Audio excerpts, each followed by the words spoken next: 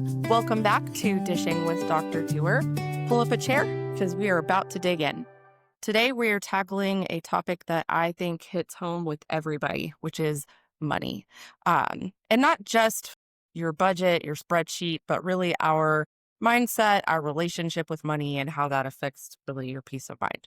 So I'm sitting here today with my friend, Riley Smith. He is a financial advisor with Global Financial, and he's tried to help me be more of a grown up, I think. We're working on it. And so, welcome, Riley. Thanks for taking the time to sit down with me and talk about what I think is a really important topic. I agree. So, just jumping right in, there are so many angles that we can Yeah. talk about, and we're probably going to hit a lot of those. But the first thing that comes to mind right now, because it's November, it's that time. I'm getting all those posts on Facebook. You only have 6 more weeks until Christmas, and then I immediately start panicking because I'm like, I don't know what I'm going to get my mom, and I don't know. What my kids want for Christmas, and how am I going to? I have zero money in my budget for this right now because we'll talk about that later. And that panic sits in. And then all of a sudden you're getting like pounded with emails, Black Friday sale, this, and we have this is 20% off, and these sales and these sales. And it just kind of creates this panic. Then, how do you think, or what would your advice be for people who are trying to navigate holiday spending? Because I think it goes deeper too, again, Yeah. than just your budget. Yeah. Because I know, at least for me, like we have family traditions, whether you have that in your budget or not. So what are your thoughts on that? Maybe an unpopular opinion. So it depends. If the first thing, and it's hard to start planning in November for 60 days until Christmas, or 45 days till Christmas, whatever it is. Some of that starts with if you know you have those annual traditions, if you know that my 18-year-old wants a new vehicle for Christmas or some big ticket purchase, start planning ahead and put the 20, 40, 60, $80 a month aside and just build it into the budget. That's the easiest way to swallow that pill, even though it may be a bitter one. Ah, Some of it is also don't necessarily dig yourself into credit card debt with it. Everybody is guilty of that. I'm a certified financial planner and I have dug myself into credit card debt before. It's easy to burn that plastic. Some of it is back to the budgeting where maybe they get one present versus three. And there was a time when my dad actually was building this business and we got a trip for Christmas and no presents. yeah, Well, we were already planning on taking a family vacation at Christmas time. We didn't realize that was a cool deal. The trip yeah, as the present. yeah, We didn't realize that there maybe not have been any money there to buy the right, presents along with the trip. yeah, And so some of it is just the control of spending, which is easier said than done. And my wife will choke me for saying this because she is a big gift giver and she's really good at it. I'm not. I like making a memory. mm, One of the things that we're doing this year is taking a trip for Christmas. We could buy presents, but we have enough stuff. yes, How much stuff do people need? yes. And maybe that means I'm a Grinch. I'm okay with that. I don't know because I saw recently an idea like you should ask your child what are 3 things you remember getting for Christmas last year. And really a lot of times it's that big moment of look at all the presents, and then, you find stuff just laying around or they forgot that they Quite even look had at it, that, or there's yeah. just too much stuff. And I would definitely agree with that. I think that I know for like in my family, and it's not just my mom, like there are other people that I know that do this too, but it's the idea of everything needs to be equal, right? So if I got this for Susie, then I got to get this the same amount for everybody has to have the same amount of presents, everybody, and it needs to look a certain way, and stockings have to be even.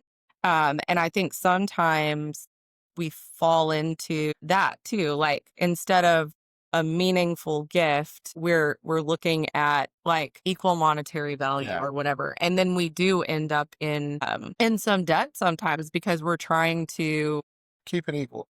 yeah, and I don't know, like for myself, a lot of times that's what I am, that mom that's like, you need toothpaste. Christmas is coming up. Absolutely. Tell Santa. My mother-in-law gets us underwear for Christmas, Right. but it's a great present. I use Right. it. And socks and And so sometimes it is, they're getting their jackets and they're getting their yeah. school clothes and they're getting, those are their Christmas gifts. But the other thing that I've noticed too, which is also, I'm guilty of this. I did it last year. As my kids get older, the things they want are smaller. So kind of our tradition, spoiler alert, if you have children in the car, we're going to talk about Santa.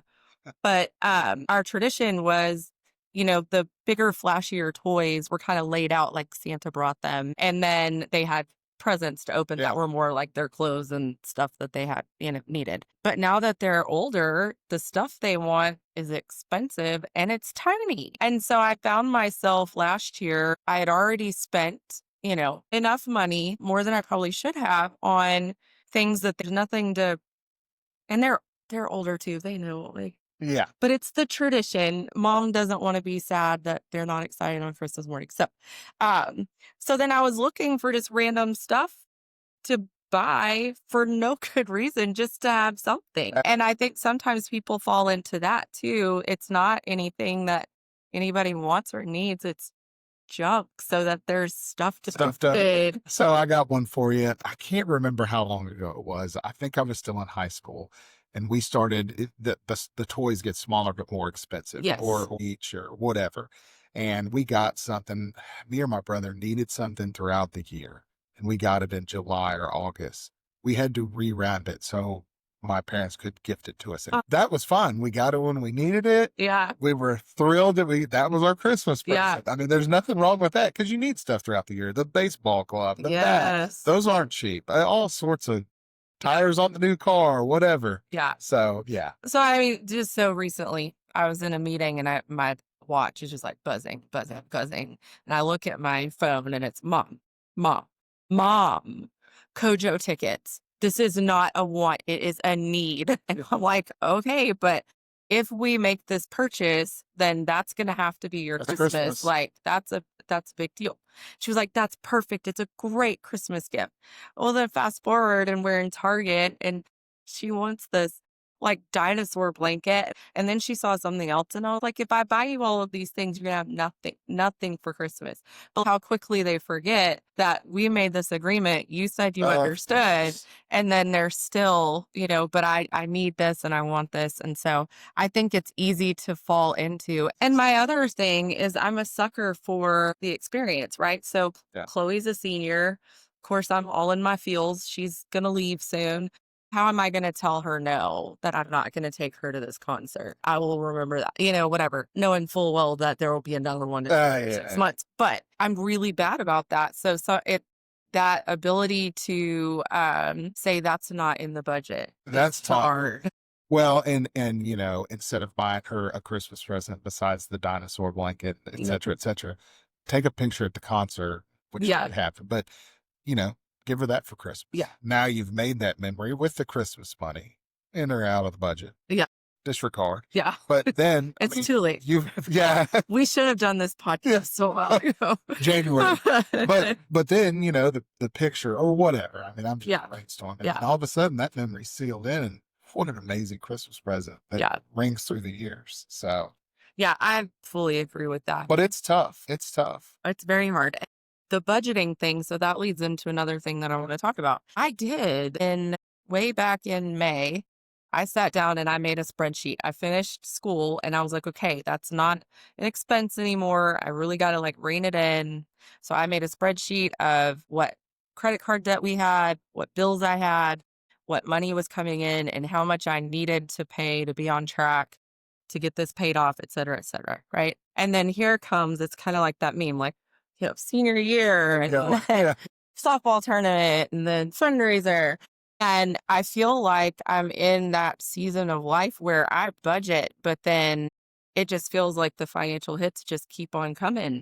It's like, we need brakes on the car. Now we need new tires. Now we've got to drive to Oklahoma and stay there for 4 days. Now we've got, senior pictures, which technically, yes, you could say they're optional, but are they? I feel like they're not. Right. So then there's I'm just not always, qualified to answer that question. you'll be there and you'll Yeah, be I like, know, I know. $10,000, I'll do it. Sure, honey. Yeah. So, how do you feel like people can kind of try to weather some of that unpredictability? Yeah. And I know you would probably say, well, if you had a savings account, stop it. I know.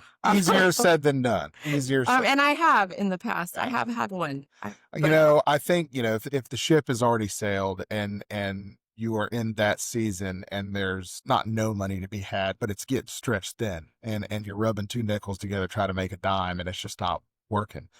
I think the most important thing is to just try to stay away from getting yourself too far into credit card debt at that Mhm. point, because once again, that plastic's easy to burn.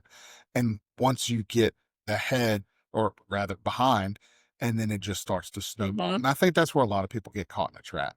Um, I don't know how to weather that storm other than just planning ahead. But if you're in the moment and it's here, try to cut costs. Back to the family vacations we had when I was young. We ate a lot of bologna sandwiches Yeah. and it was eating out without drinks. It was water. Mhm. And I never understood why. I thought it was just healthier when Yeah. we were a kid. Well, it Healthy. comes $2.99 times Yeah. 4. That's a lot Yeah. of money, even in today's world. And so I think, if you can cut corners on some of your spending, I'm sure you've heard the old adage, if you take care of the pennies and the dollars take care of Yes. themselves.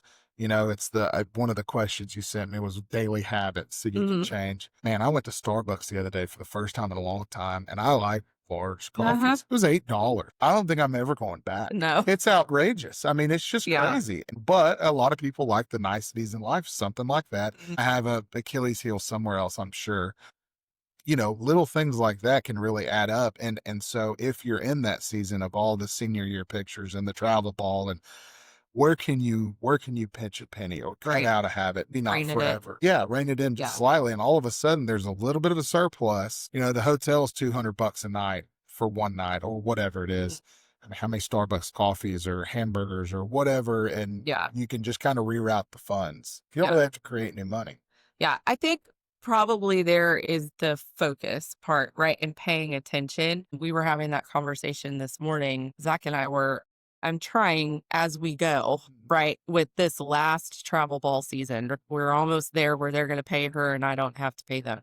And I was like, once that is over, we have really got to like knuckle down and what is our goal and how are we going to get there? And he looked at me and was like, not forever though, right? And I was like, no, but at least temporarily, Yeah. we're going to have to pay attention. We can't just Amazon every day. Really need it. Do I Yes. really need this? I saw something the other day too that someone was talking about doing a month long spending fast with their kids too for a month. We're not gonna buy anything other than your basic groceries. Yes, Toothbrush, like we're not toothpaste. we're not buying clothes, we're not buying shoes, we're not gonna do that. We're not Amazon packaging every day. And said how kind of eye-opening that was that we don't really need those things. But man, has it gotten easy with the one touch, just buy it I now. cannot tell you how many times I've ordered an Amazon package, forgot about it when it came Uh-huh. in, set it on the shelf in my shop, went back out 3 months later and go, I wonder what I ordered. Yes. Thinking, Yeah. why did I spend that Yes. $50? Ignorant. Yeah. But it does make it easy, which also leads into another, I think, important conversation. How do you think social media and the culture of comparison has changed the way people view success and lifestyle and how that impacts their spending? It's awful.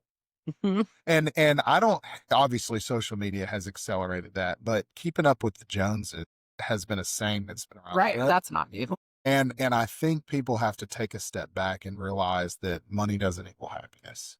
Now it is very hard to not smile while you're driving a jet ski. Right. It can I'm buy you fully both. aware of that. I'm fully aware of that. But I just wrote an article that will be coming out in Postcards Magazine that talks about kind of holiday spending and how it ties to financial planning. And the bare bones of the whole article was basically like, find the things that aren't monetarily important, spending the time with the family. Go, instead of going out to a fancy dinner or something, go volunteer at the local Mhm. shelter or at a church or something with your family, make a memory, go give back. You feel so much more fulfilled You won't have to undo your pants after you eat the big fat Right. steak. I mean, you know, Feel awful. yeah. Yeah. And so I think the more time that you spend on social media trying to compare, you can't compare because you don't ever know. Mhm. Have you ever heard of the term 100,000aire? Don't think so. It's just like a millionaire, but they're only making about $100,000 a year and they're in debt up to their eyeballs Yes. or whatever the number is. Yeah. Man, if you try to compare with them, then you think they got the brand new truck, the new boat, the made a big house and taking all these trips. And if you looked behind the curtains, they're up to their eyeballs in Yes. credit card debt and mortgages and stuff that they can't even pay. And they're living check to check, but on the outside looking It in, looks great. social media, yeah, that's Yes. great. And you have to take a step back because you don't know their circumstances. You don't know what they're doing with their money. Is it a good decision with their money? And you'll drive yourself crazy. Oh, for sure. I mean, I can't tell you because we run in some circles with some people that at least appear very wealthy. And I'm like, what do they do? What are they selling on the side? Like, cut me in. But I read this the other day and it kind of just seemed provincial because it was perfect timing. Said people buy their limit, then wonder why they're stressed. Rich isn't what you have, it's what you have left. And I did for a brief moment. There was about 4 weeks in there. It's really exciting, where I had paid off my student loans. I had paid off all of my credit card debt. All I had was like my mortgage and my car payment, which was a reasonable car payment. And I was like, "Oh my gosh, Freedom. we can afford our life. I can take you to dinner and not be like, oh my gosh, how am I going to pay the water bill or the credit card bill or the whatever?" And it was really nice. And then I thought, you know what I should do? I should go back to school. And that right out the window. I will get back there. But that really was that relief of not just feeling like somebody was breathing down my neck. How am I going to, pay this and still have money to pay this? And then, I've gotten in the situation before where I'm trying to pay so much on my credit card and then I don't have any money. So then I have to use my credit card. And it's just Vicious cycle. awful. You just live kind of, it's hard to breathe, it feels like. And so I think some of the comparison feeling like I need to, or not even I need, this is what I see a lot. I deserve. I work hard, so I deserve to go on a cruise. I deserve to go on, Get out from whatever. underneath you real quick. Yes. Oh, for sure.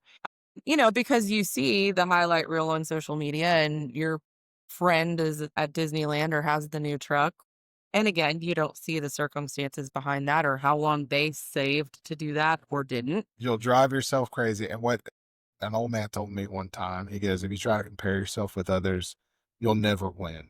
Because even if you do finally, you're doing better than that person that you wanted to, compare yourself to. Mhm. There's always somebody bigger, Oh, yeah. more wealthy, didn't have to work for it, did work for Well, and these days it's so hard to even know what's real. I've seen, these influencers that go rent, they pay to get on a jet and they rent their purse and all that, and they do their little song and dance, and then they have people thinking that they have all these things. It's Yeah. crazy. That's Um, and really when I take a step back and I look at what I have, like, I'm pretty good. I mean, I don't live in a brand new house, but we hardly are ever there. yeah. I gave my kid my car, but I don't drive that much anyway. So, I mean, when you take a step back, I feel like it's better to be comfortable and have that freedom than to have all the things in the world and know that you're never going to retire until you're Yeah. in the grave.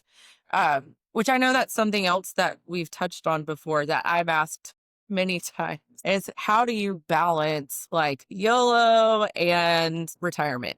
Because I've seen both ends of the spectrum. I have seen people that have lived it up and now they're begging their kids for money because they don't have any retirement and they can't work and they've lost everything. Their house wasn't paid for, their cars weren't paid for. And then that's such a stress on their kids and their family. But then I've seen the opposite where they have saved and sacrificed and then they finally retire and they die before they ever do anything. Or they're like, I can finally go on that trip, but I can't walk. how do you think is I know that's like a very broad question, but figuring out how what that balance is to live life in the present, not to, hate your everyday life, You're working for a reason. but then also not to end up at the end just destitute because you blew it all. Absolutely. Well, and first off, it is a great question. We get asked that question all the time.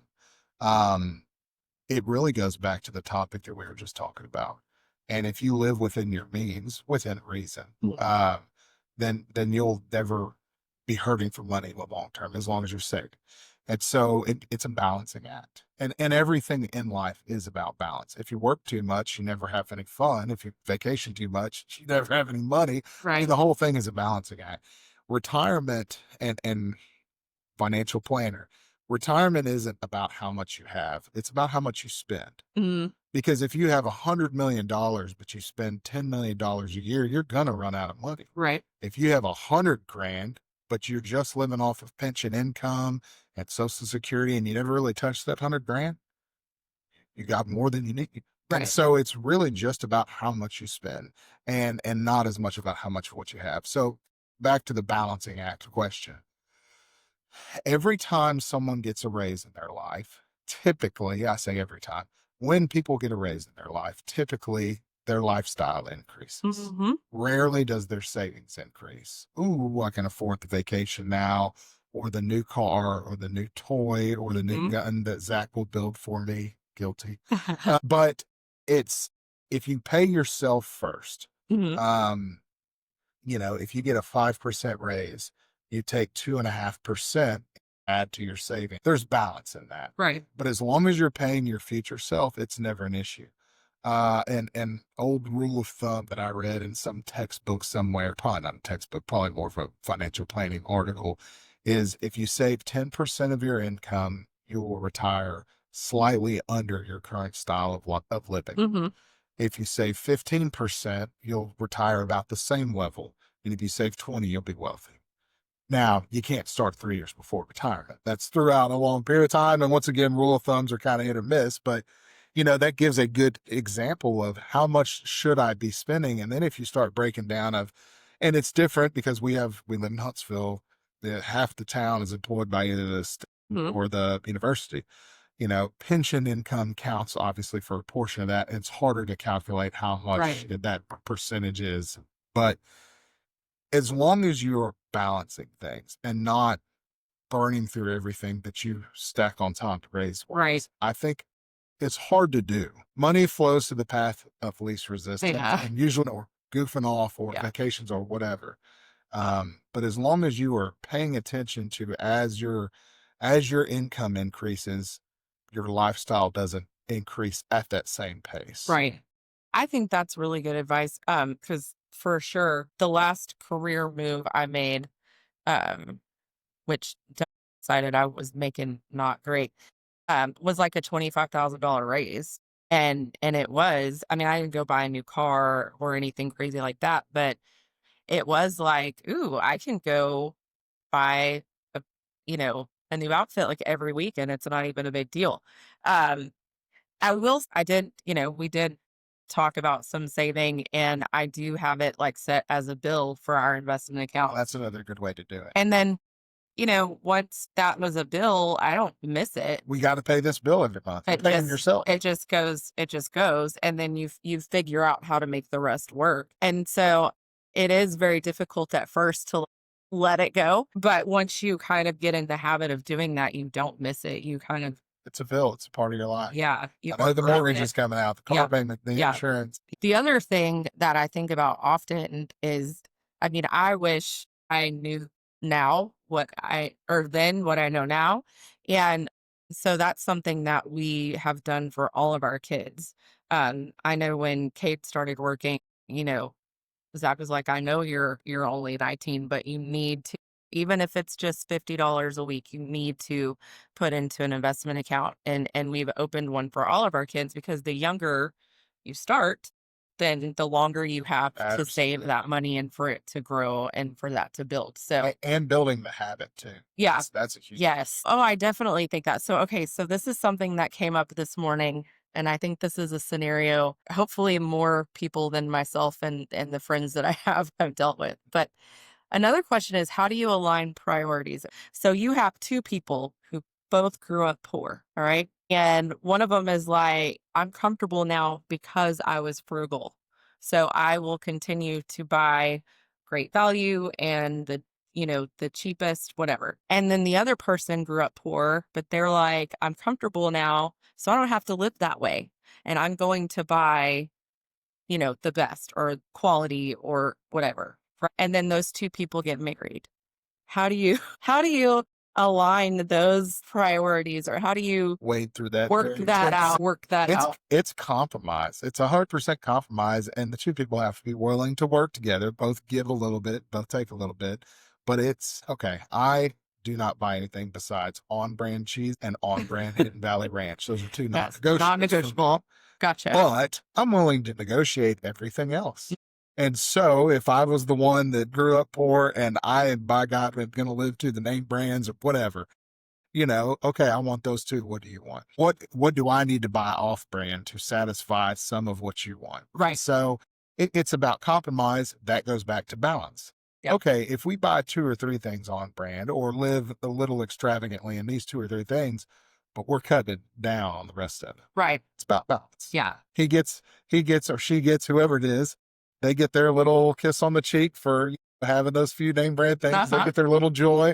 The rest of it will back down to government cheese and crackers. I don't know. I'm not willing to go there. No, No, but I have seen that in a multitude of places, Yeah. actually. And I think it goes way deeper than just this is name brand, this is not whatever. There's a whole lot more that goes into that. But also just what you're used to, what's comfort and those kinds of things. I just think it's an interesting dynamic. I know we both came from very different backgrounds, and both of us have our own vices, kind of like you were saying. Like, I don't want to get upset with him when he buys gun parts, and I don't want him to get upset with me when I buy shoes. So we have separate accounts that we both contribute to the household, but Sure. then what you do with that. After bills and after savings, it's point money. Right. And so that has helped some. Like, if you want to buy the most expensive olive oil you've ever seen, do you have at it? You have this much to spend. Yes. Yeah. Yeah. But then the thing that we're starting to look at, and this is another question of mine, is what are some practical strategies for staying focused on financial goals or long-term goals?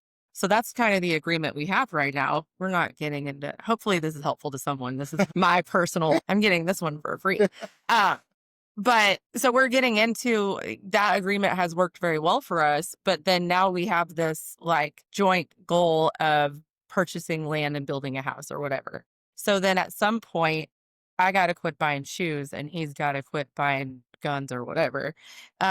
So then what are some practical strategies when you're trying to keep your eye on the prize? We've got these things we have to pay for. Because sometimes long-term goals, they're not right there in front of you. So it's easy to keep buying the Starbucks and not realize that that $8 a day could have Instant gone. satisfaction versus Yeah. delayed gratification. Yeah. It is hard. We are Americans. We want it. We want it now. We want it overnight shipping. And Or same day. Yeah, or same day. They've gotten ridiculous. Yeah, but it's extremely hard. I don't have a good answer for you on that. I can tell you what I do. Okay. I like hunting gear, gun stuff, but hunting gear specifically. I need a new skinning knife, like I need another hole in it. Uh-huh. I don't need one. I have more than enough. And I'm on TikTok last night, and I see the coolest, greatest. Wow! Mhm. Ooh, and one has this thing and that cool sheath and whatever. I put them in my TikTok shop cart. I did not buy them. I woke up this morning. I look. Oh, I forgot about these, and I go, "Do I really need to spend $30 on a knife?" Delayed the gratification. I go, "Do I really need to spend that?" As opposed to, "Ooh, at the time." Click. People who do marketing and have the ads for this stuff are paid very highly because they're really good at what they do. And they go, "We have to have this. I will not survive unless I buy this right now." Because they know if we think about it, we might hit the price button. And so delayed gratification it will get, if you don't just click buy now or go to the store and do it right then, it'll give you pause and go, Yeah. really need that? Yeah. And then you think, I've heard a lot of people, have you ever heard of a vision board? Yes, I was gonna ask you I about don't that. have one, but what I do is I will have a picture of something that I want. Only have anything I want right now. We have a 15th, almost 15th month old. Y That is currently what we want, and Yeah, it's taking up all of my time, money, and space. yeah. But or she, but you know, for the longest time, I built a barn dominium 5 or 6 years ago now. That's what I wanted. Mhm. And I knew it would take time. The timing would be right. I wanted it right now, but Right. so I started getting pictures of the things, the tile, the scenery. What did it look like? What did the shop look like? Mhm. And I had it on my fridge for a long time. I had pictures on my phone. And all of a sudden, it's kind of a daily part of life of that's the goal. And I'm seeing it daily. And maybe that's obsession. I don't know where the fine line is. I don't though. I think that that's a really good strategy because if you're looking at it every day and you're reminded, this is where I'm trying to It will get. give you pause now. This is what I'm trying to do. Vision board-esque. Yes, it Yeah. doesn't necessarily have to be a whole room in your house devoted to this thing or whatever. But I do think when you have a long-term goal, I mean, we see that with fitness, right? Like people have before and after pictures and they're focused on, where it is they're trying to go. And so I do think that's relevant. That's something that we've also talked about. Like we need to do that so that we can keep, Find the house plan that you want, or yes. the picture of the, whatever farmhouse or thing, and go, this is it, or Yeah. some version of this. This is close. Well, and I think too, some realistic numbers. Like it's hard to, well, or rather, it's easy to continue willy nilly spend when you don't have a clear, this is where I'm trying to go and this is how I'm going to get there.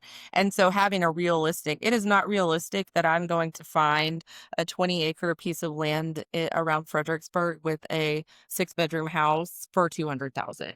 It's not, it's Those not. prices I've left. looked. And so realistically, what is it that I want and how do I get there? And breaking it down into this is what it looks like every month, or this is what it looks like every day.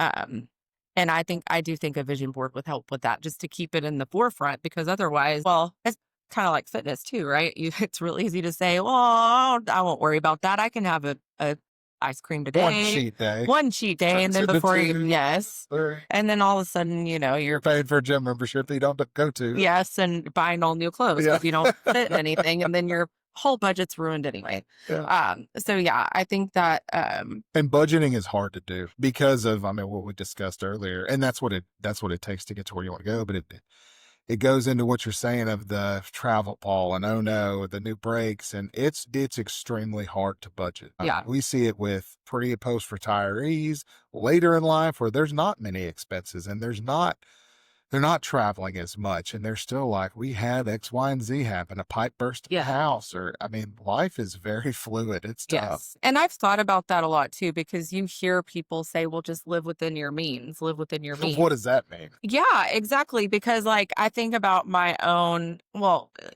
like looking at Chloe's situation. She's very good at her sport. She loves it. Could I have looked at her and said, we're not doing that? We can't afford it. But then at what cost? Because she's learned so much from the game and she's, now she's getting her college paid for. Granted, I could have probably sent her to Harvard if I had just put all the dues and travel money in an account. But there's been countless memories from road trips and, just wonderful experiences. Was that necessarily, I mean, we've made it work. There has been some sacrifices and there has about been balance. some YOLOs, but yeah, It so makes us who we are, though. yeah, I think that just a blanket live within your means that's hard because Well, and I think it goes back once again. You're talking about the Harvard. You could have saved yeah, up and sent it to Harvard. If you would have compared yourself to the mom who put her kid in Harvard and all they did was go home and watch TV every night, never took a road trip because she was yes, saving to go to Harvard. You look at that mom and that kid and their relationship, their lack of experiences versus y'all's yeah, crazy life and travel and core memories. And I'd be on the road with yeah, my kid. yeah, And personally, someone else might choose different, but right. you can never second guess what you did. Yeah. because Oh, no, it's too late now. well, the money's been spent Uh, on cash. But yeah. I mean, what an amazing childhood core memories and family times that she would try and now it's paying for school. Yeah. And I think that is an important consideration when you're trying to balance. You can what if yourself to death. Oh, for sure. For sure. And there are probably um a lot of times where we could have said no when we said yes, but um for the most part it's working out okay. But Of course. I do think that finding that balance, creating a budget, I think probably what a lot of people are struggling with right now is I want to budget to save, but the current situation is not allowing me to budget to save. Yeah. Then that goes back to those little Where daily. can you cut the corners? Yeah. Yeah. Do we have to have the Cheez It brand? There is slack and no, you don't. No, it pains me to say. I don't need Cheez Its at Yeah. all, to be honest. Well, there's I say always, you never want to speak in absolutes, but there is usually some kind of slop in the budget. Yeah. Somewhere, Yeah. somehow. Whether it's the Starbucks or the on-brand Cheez-Its or something. There is all usually, once again, don't speak in absolutes, but There's there's usually a way. usually some slop in the budget that you can trim. Yeah. Yeah. All right. Well, any last advice or tips or strategies or help for The last for all of question, we us? kind of covered this, but Mhm. you said maybe in what ways can developing a healthier mindset about Yes. money contribute to the overall emotional wellness or self-care? Money is a very emotional thing. We have meetings all the time, and it is hard to separate money from investing, money from budgeting. I want the thing, I want it now, or same day shipping, or whatever, and also I don't want to live in the poorhouse when I'm retired, and I would like to travel when I retire. It's hard, and it's a constant battle. But if you don't let yourself get carried away at the keeping up with the Joneses, the social Yes. media, it's kind of an all in thing. And I think it goes back to, like you were talking about the fitness thing. It's a daily drive, the house in Fredericksburg. What little things can we change our mindset daily and not beat ourselves up on? Yeah. I am guilty. I'm sure everyone is of buyer's remorse. Hmm. If you take pause, digest it, then go back the next day, if you still want it, maybe it fits in the budget, you get it. Or you slept on it and you go, this was dumb. Why was I thinking I was I going to don't buy do this that. yesterday? Yeah. And I love so that. I think if everyone just takes a step back when they do that, number one, it will help you process and maybe change some kind of mental Trajectory. trajectory of Yeah. this. Do I want this? Do I need this? Or maybe I do want it and I could use it. I mean, Yeah. but I think that will help de-stress because then you're not spending as much more than likely. Yeah. It will also realize I don't need to keep up with the Joneses because that's dumb. I'll just go put that in my savings account or Yes. whatever. And then all of that the whole thing kind of ties together to help with the emotional wellness and self-care. Do I need more self-care if I'm more comfortable with my finances? Exactly. Maybe not. Maybe. I do think that, like, on the topic of self-care, I think sometimes people equate that to spa days and vacays and all of those, and my daily Absolutely. Starbies and all of that. Yeah. And in reality, on many levels, that's actually making your wellness worse. Because then you're stressed about You're over caffeinated and stressed, and you go on your vacation and then you come out back and it's, strapped for cash. yes, and everything's miserable. So I do think that one of the things that we were just talking about it today. Uh, Zach was like, "I'm feeling really overwhelmed, like this and this and this," and I was like, "You need to stop and think of like three things that are going well." And when I really step back and I look at the house that I have, the car that I drive, the clothes that I wear, like I'm good. Pretty good.